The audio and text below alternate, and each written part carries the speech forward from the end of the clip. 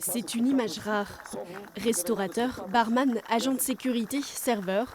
Les professionnels de la nuit se sont réunis cet après-midi à Nantes avec un seul message, stop à la violence.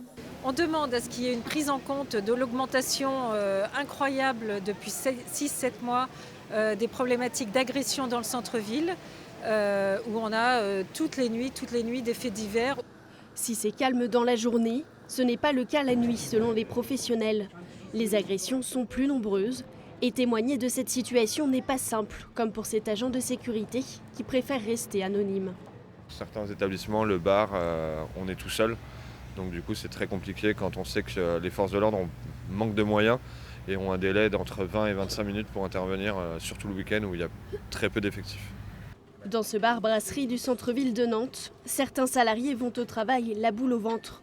Quand elle termine son service au milieu de la nuit, cette barmaid est obligée de se faire accompagner par un collègue jusqu'à sa voiture, de peur de se faire suivre. On ne sait jamais en fait comment à la fermeture ça va se passer, ou même pendant le service, on est toujours sur le qui-vive. Et c'est dommage, quoi. C'est trop dommage. Il y a une tension tout le temps là, quoi. Cette situation pourrait aussi avoir d'autres conséquences, économiques cette fois.